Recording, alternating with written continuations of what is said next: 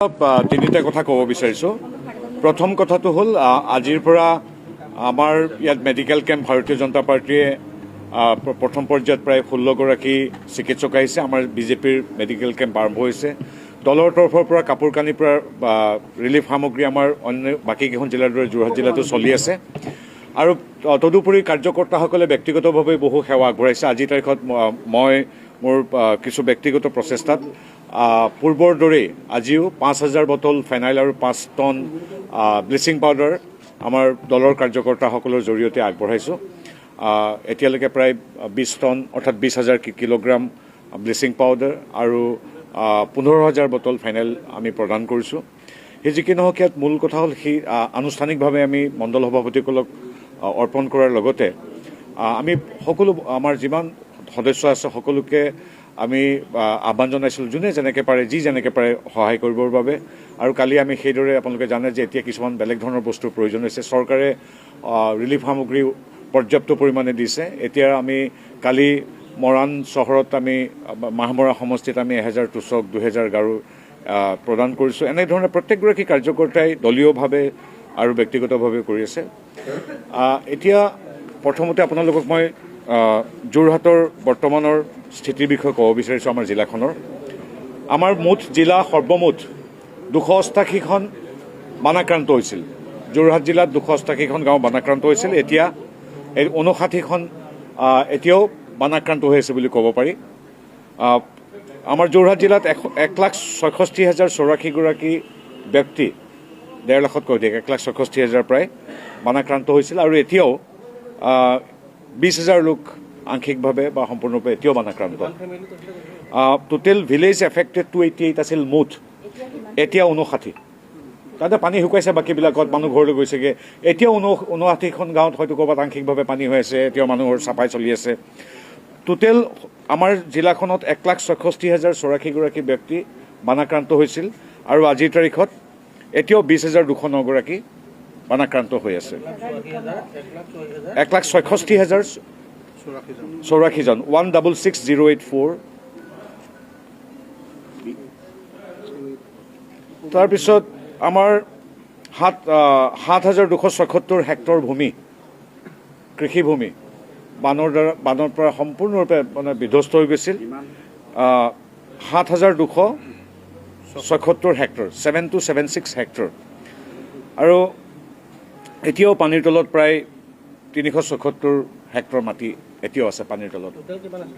7,276 hectares of land submerged under 7,276 crop area, এইখিনি মানে খেতি থকা কৃষিভূমি 7,277 হেক্টৰ বানত ডুব গৈ আছিল, ধ্বংস হৈছে। এতিয়াও 377 হেক্টৰ মাটি পানীৰ তলতে আছে। আপোনালোকে জানে আমাৰ জিলাখনত ৰিলিফ কেম্প আছিল 37টা, আৰু এতিয়া আমাৰ জিলাত 6টা ৰিলিফ কেম্প এতিয়াও চলি আছে। 37টা ৰিলিফ কেম্পৰ 6টা এতিয়াও চলি আছে। বানাক্ৰান্ত ৰাইজে ৰিলিফ কেম্পত আশ্ৰয় লোৱা ৰাইজৰ সংখ্যা হ'ল 9,345 9,345। আমাৰ যেতিয়া বান একেবাৰে তুংগত আছিল, যেতিয়া আমাৰ ৰাইজ ঘৰ দুৱাৰী আহিবলগীয়া হৈছিল, তেতিয়া আমাৰ এইবিলাকত থকা শ্ৰদ্ধেয় ব্যক্তিসকলৰ সংখ্যা বানাক্ৰান্ত লোকৰ সংখ্যা 9,345। আৰু এতিয়াও 733 গৰাকী আছে। এতিয়াও 733 গৰাকী আছে। সেই পূৰ্বতে আপোনালোকৰ মুখামুখি হওঁতে আপোনালোকক কৈছিলোঁ যে 9 গৰাকী লোকক আমি হেৰুৱালোঁ, কিন্তু এতিয়া বিগত 24 ঘণ্টা বা 48 ঘণ্টা তেনেকুৱা কথা নাই। আজিলৈকে মৃত্যু আমাৰ জিলাত 9 গৰাকী হৈছে, এইটো আপোনালোকক ইতিমধ্যে জনাইছোঁ। আৰু আমাৰ যেনেকৈ 1,66,084 গৰাকী লোক বানাক্ৰান্ত হৈছে, 1,17,097টা জীৱ জন্তু বানাক্ৰান্ত হৈছে। আৰু গৰু কুকুৰা ছাগলী এনেকৈ 17,000কৈ অধিক সম্পূৰ্ণৰূপে উটি গৈছে। এতিয়া কথা হ'ল এইবিলাকৰ এছেছমেণ্ট আজিৰ পৰা মুখ্যমন্ত্ৰীৰ নিৰ্দেশ অনুযায়ী বিভিন্ন ঠাইত চলি আছে। য'ত য'ত হৈছে তেওঁলোকে যাৰ যাৰ ঘৰত হৈছে যাব। গতিকে এই সংখ্যা আৰু ইফালে বৃদ্ধি হোৱাৰ প্ৰবল সম্ভাৱনা আছে। এই কথাখিনি ক'লোঁ। বান সম্পূৰ্ণ নিয়ন্ত্ৰণাধীন হৈ আছে। আৰু এগৰাকী দায়িত্ববাহী সাংসদ হিচাপে প্ৰত্যেকগৰাকী ব্যক্তিক প্ৰত্যেকটো অনুষ্ঠান দেশৰ বিভিন্ন প্ৰান্তৰ আমাৰ প্ৰতিটো প্ৰান্তৰ অনুষ্ঠানৰ লগতে আমাৰ ইয়াত থকা বিভাগীয় প্ৰতিগৰাকী বিষয়া কৰ্মচাৰী মন্ত্ৰীক আমি ধন্যবাদ জনাইছোঁ। তেখেতসকলে অহৰ্নিশে কাম কৰিছে, সাংবাদিককে ধৰি। আৰু চৰকাৰৰ যিখিনি বিভাগ আছে, পুনৰ সংস্থাপন, খাদ্য দিয়া বা আমাৰ NDRF, SDRF, তেওঁলোকে যথেষ্ট কাম কৰিছে, 24 ঘণ্টা পৰ্যন্ত কাম কৰিছে। আৰু সেইকাৰণে প্ৰথম কথা হ'ল চৰকাৰী আমাৰ উদ্ধাৰকাৰী সংস্থাই 29,000তকৈ অধিক লোক প্ৰথম কেইদিনতে উদ্ধাৰ কৰিছে। গতিকে তেওঁলোকো ব্যক্তি হিচাপে আমি তেওঁলোককো ধন্যবাদ জনাইছোঁ। NDRF, RFB জোৱান, ডেপুটি কমিশ্যনাৰ, পুলিচৰ মানুহখিনিয়ে কেৱল আইন শৃংখলা নহয়, তেওঁলোকৰ উদ্ধাৰ কাৰ্যত নামি পৰিছিল। এতিয়া এইখিনি হ'ল আমাৰ বানৰ বৰ্তমান পৰিস্থিতি আপোনালোকক জনালোঁ। আৰু আজিৰ পৰা আমাৰ ফেনাইল আৰু ব্লিচিং পাউডাৰ আমাৰ দলৰ ফালৰ পৰা আগবঢ়োৱা হৈছে। তৃতীয় আৰু এটা কথা ক'ব বিচাৰিছোঁ যে আমি বিভিন্নজনক বিভিন্ন সময়ত আহ্বান জনাইছিলোঁ বিভিন্ন সহযোগিতাৰ বাবে। এতিয়ালৈকে আমাৰ যোৰহাট জিলাত যিহেতু ৰাজনৈতিকভাৱে বা আমাৰ দলগতভাৱে বিগত সময়ছোৱাত ইনচাৰ্জ MP হিচাপে মই কাম কৰি আছোঁ এই 4খন জিলাত, মাজুলী, যোৰহাট, শিৱসাগৰ আৰু চৰাইদেউত। মোৰ অনুৰোধ মৰ্মে এতিয়ালৈকে আমি পিছত কেনেকৈ কি কৰিম সেইটো সিদ্ধান্ত লোৱা হ'ব। সাংসদ পুঁজিৰ পৰা আন্তঃগাঁথনি উন্নয়ন, যিহেতু বহুত স্কুল, কলেজ, দলং কিবা ভাঙি গৈছে, আন্তঃগাঁথনি উন্নয়নৰ বাবে অসম গণ পৰিষদৰ সাংসদ বীৰেন বৈশ্যই মোক 50 লাখ টকা দিয়াৰ কথা কৈছে। তেখেতৰ সৈতে ময়ো 50 লাখ টকা কৰি 1 কোটি টকাৰে কোনোবা এটা অঞ্চলত কৰিম। সাংসদ অসম গণ পৰিষদৰ আন এগৰাকী সাংসদ শ্ৰদ্ধেয় ফণীভূষণ চৌধুৰী ডাঙৰীয়াই মোক 25 লাখ টকা দিয়াৰ কথা কৈছে। তেওঁৰ লগতো মই 25 লাখ টকা যোগ কৰি উন্নয়ন কৰিম। আৰু এগৰাকী সন্মানীয় সাংসদ শ্ৰীযুত প্ৰদান বৰুৱাদেৱে 25 লাখ টকা দিয়াৰ কথা কৈছে, অৰ্থাৎ 1 কোটি টকা তেখেতসকলে প্ৰদান কৰিব। তাৰ লগত মোৰ সাংসদ পুঁজিৰ পৰাও 1 কোটি টকা প্ৰদান কৰি 2 কোটি টকাৰ আমি বৰ কিছুমান সৰু সৰু কামো কৰিব লাগিব, যিবিলাক বেচৰকাৰী সংস্থাৰ ক'ৰবাত ক্লাব এটা ভাগি গৈছে। 25 লাখ টকা তেওঁৰ সাংসদ পুঁজিৰ পৰা আমাক দিয়াৰ কথা কৈছে। গতিকে তেখেতসকলৰ 1 কোটিটোৰ লগত মোৰো 1 কোটি টকা এটা যোগ দিম। গতিকে আৰু যিহেতু মই নিজেই এই অঞ্চলত কাম কৰোঁৱেই, গতিকে মোৰ পৰৱৰ্তী মই কেনেকৈ ভাবিছোঁ, মোৰ কি পুঁজি আছে আপোনালোকক পৰৱৰ্তী সময়ত জনাম।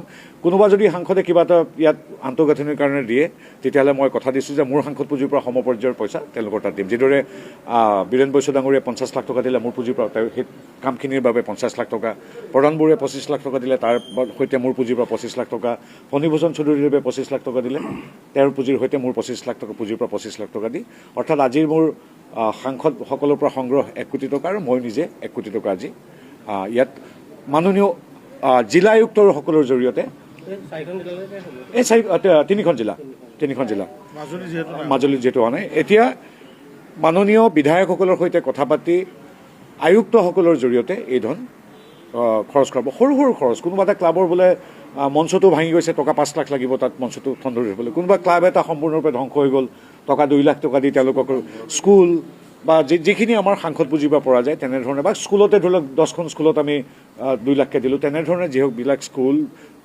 বা এনেকুৱা ধৰণৰ আন্তঃগাঁথনি উন্নয়নত প্ৰয়োজন হ'ব। আজি মই সন্মানীয় এই কেইগৰাকী সাংসদক ধন্যবাদ জনাইছোঁ। তেখেতসকলৰ পৰা 1 কোটি টকাৰ প্ৰতিশ্ৰুতি লাভ কৰিছোঁ, দিব এইকেইদিনতে। আমি প্ৰকল্প দিলে হ'ল, আৰু ময়ো আজি 1 কোটি টকা প্ৰাৰম্ভিকভাৱে দিছোঁ, আৰু যদি ভৱিষ্যতে তেনেকৈ আহে আমি আপোনালোকক জনাই থাকিম। এইখিনি ক'বলগীয়া। আৰু ভাৰতীয় জনতা পাৰ্টীৰ প্ৰতিগৰাকী কাৰ্যকৰ্তা পুনৰ সংস্থাপনত লাগি আছে, আৰু আমি মাননীয় মুখ্যমন্ত্ৰীদেৱৰ সবল নেতৃত্বত পুনৰ সংস্থাপন কাম যিদৰে আগবাঢ়িছে, আমি ভাবোঁ যে আমি পুনৰ আকৌ কঁকালত টঙালি দি বান্ধিব পাৰিম। পুনৰ আপোনালোকক ধন্যবাদ। অন্তৰ্বৰ্তীকালীন সাহায্য 15 লাখ টকা দিছিলে, কালি মন্ত্ৰী বিমল বৰা ডাঙৰীয়াই ভাষাত প্ৰেছমিটত কৈছে যে ইমানেই খেলি মেলি কৰি পেলালে যে এটা নামতে 5 বাৰ 4 বাৰ এনেকৈ সোমালে। মানুহ উঠি গৈছে সংকটৰ সময়ত, এছামে সহায় কৰিছে, এছামে। প্ৰথম কথা হ'ল আমাৰ ৰাজ্য চৰকাৰে মানে তাৎক্ষণিকভাৱে কিছু সকাহ পাবৰ বাবে বানপীড়িত ৰাইজলৈ প্ৰাথমিক অৱস্থাত কোনো এছেছমেণ্ট বিশেষ বোলে কাৰ কিমান, কাৰোবাৰ হয়তো 2 লাখো নষ্ট হ'ব পাৰে, কিন্তু মুখ্যমন্ত্ৰী মহোদয়ে যুদ্ধকালীন ক্ষিপ্ৰতাৰে 15,000 টকাকৈ দিছে। তাৰে কিছু কম হ'লেও হৈছে, আপোনালোকে যিটো কৈছে যে কেতিয়াবা বানপীড়িত কোনোবা এটা চুবুৰীৰ ধৰি লওক 10 ঘৰে পালে, কোনোবা 1 ঘৰে নাপালে, তেনেকুৱা 2-এটা ঘটনা হৈছে। সেই সকলোবিলাকে এইখিনি পাব, তাত কোনো সন্দেহ নাই। আৰু কেতিয়াবা কোনো দুটামান একাউণ্টত দুবাৰ বা এটা পৰিয়ালত দুবাৰ সোমাইছে বুলিও অভিযোগ আহিছে তেওঁলোকৰ পইচাটো বন্ধ কৰি দিয়া হ'ব বা আমাৰ অসমীয়া মানুহবিলাক বৰ সংবেদনশীল বহু লোকে ঘূৰাই দিছে যে আমাৰ দুটা সোমাইছে গতিকে এইখিনি এনেধৰণৰ এটা পৰিৱেশত কেতিয়াবা তেনেকুৱা ক্লাৰিকেল এৰৰ বা কেনেকুৱা ধৰণৰ ভুল দুই এটা হ'ব পাৰে কিন্তু নিশ্চিতি প্ৰদান কৰিব পাৰে প্ৰত্যেকেই পাব আৰু এতিয়াবা য'ত বানপানী হৈছে যাৰ ঘৰত বানপানী হৈছে তাত গৈ আমাৰ শিক্ষাগুৰুসকলে বা চৰকাৰ প্ৰেৰিত ব্যক্তিসকলে তেখেতসকলে এছেছমেণ্ট কৰিব গতিকে এছেছমেণ্টৰ পিছত এইখিনি যি যেনেকৈ কৰিব লাগে সন্মানীয় মুখ্যমন্ত্ৰীৰ নিৰ্দেশত ৰাজ্য চৰকাৰে কৰিব ঠিক আছে